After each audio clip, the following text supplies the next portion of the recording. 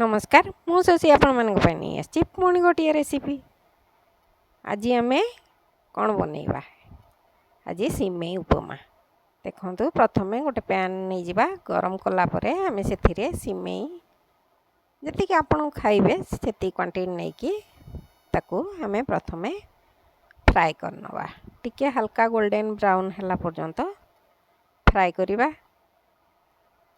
बेसी high flame रे fry करें जलीज मीडियम फ्लेम रे आमे ताको धीरे धीरे फ्राए करनवा। देख हमर एतिकी फ्राए हम हल्का हल्का ब्राउन हो गलानी। एबे ताको काढ़ी नवा पुणी से पैन रे आमे मु रिफाइन तेल देइछि आपण जहाँ खाइबे जो ऑयल से ऑयल देबे। ऑयल मु 2 स्पून दे देली। ऑयलटा गरम होगा देवा। गरम है परे जीरा आउ सोरिष आमे पकईदबा। जीरा सोरिष फुटीगला परे ये देखंतु जीरा सोरिष आमर फुटीगलानी। एबे आमे कौन करिबा पियाज काटिकी छोट छोट रखिथिले कंचा लंका आउ भेसुंगा पत्र देदेबा। भेसुंगा पत्र माने करी पत्ता दबा द्वारा यार टेस्ट बहुत बढ़ी जाई थाए। गोटे फ्लेवर आसी थाए बहुत बढ़िया लगे। आमे एबे पियाजटा को बेसी भाजीबानी हल्का टिके जस्ट नरम हवा पाई पियाजर टिके स्मेल चली गले पर्यंत भाजीबा। देखंतु हल्का टिके एबे आमे जो परिबा गुड़िक नहीं बीम छोट छोट काटिकी नहीं कोबी गाजर आउ आलू जदि आपण मान पाखरे पीच थिबो कि आउ कौन पकईया चाहूबे जेकोसी वेजिटेबल नहीं कि आपण पकई पारे। मु एतिकी परिबा मोर थिला मु देइछि। एबे ताकू भल भाबरे आमे गोळेई नबा। लूण टिके देबा स्वाद अनुसार। लूण जो हिसाब क्वांटिटी रे आपण वेजिटेबल नेबे से हिसाब रे आपण लूण देबे। ये देखंतु लूण देला परे आमे ताकू भल भाबरे टिके गोळेई नबा। आउ कोन देबा टिके हळदी जस्ट हेना टिके हळदी नदेले यह पूरा व्हाइट व्हाइट देखा जीवो से टिके जस्ट हळदी देकी आमे ताकू गोळेई नबा एवं परिबा गुड़िक सिझिबा पई आमे ताकू भल भाबरे टिके भाजी नबा। यापरे आमे ताकू घोड़ेई दबा परिबा गुड़िक सिझी जीवो जेमती। किछि समय घोड़ेला परे आमे पुणी ताकू बाहर करिबा एवं पुणी ताकू टिके उलट पालट करि नबा। बेसी भाजीबेनी परिबा गुड़िकर क्रंचीनेस टिके रहिबा दरकार। क्रंचीनेस रहिले आमको खाइबा पई भल लागे। एहीपरि भाबरे आमे ताकू भल भाबरे भाजी नबा। जदि मो चैनल रे केही न्यू थिबे निश्चय सब्सक्राइब करने सहित बेल आइकन भी प्रेस कर देबे।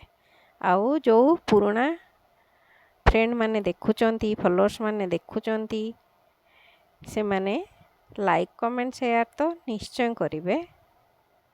आपण मानक पई मु एही परी वीडियो बनाउची। ये देखंतु एबे हमर परिबा गुड़िक सिझी गलानी। एबे जो सिमेई आमे भाजी की रखी थिले सेथिरे देई दबा। देकी टिके गोळेई नबा। गोळेइला परे आमे सेथिरे पानी देबा जे सिमेईटा सिझीबो जेमिति आमे सेही हिसाब रे पानी दबा। ए देखंतु भल भाबरे गोळेई नेबे। प्रथमे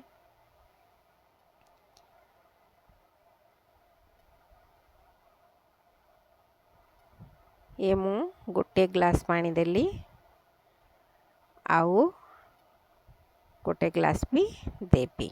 ये देखो देलापर भल भाव गोल देखिए ये समय भी लुणटा ठीक अच्छी कि नहीं। तो लुण यदि कम थी आउ टिके पकाइबे। टिके चीनी भी ताधरे मुझे मते चीनी टिके पकाइले भल लगे। आपण मानकु यदि चीनी न भल लगे अवॉइड करेंगे। पिला मानक पई जदि करचंती लंका भी अवॉइड करेंगे कहीं पिला माने लंका खाई परिबेनी। यहीपरि भाव में आम घोड़े ताकू भल भाव देखिए ये फुटीगला भल भाव पुणी टिके बाहर करके आम गोलई नबा। यह करने बहुत इजी 10 मिनिट लगे जस्ट हेबापी। आपण जदि कौन सी काम कार्य जाऊे कि कौन अन्य कौन सी जिनिस बन कि न खाई पारुचंती तो फटाफट आपण सिमेई उपमा सुजी उपमा ये सब रेडी करके खाई पारिबे। परिबा काटी ही गला परे 10 मिनिट रे आमर उपमा रेडी हो जिवो। एबे देखंतु पानी धीरे धीरे मरी आसिलाणी। आमर सिमेईटा आउ टिके सिझिबो। मैं आउ टिके ताकू घोड़े नबा।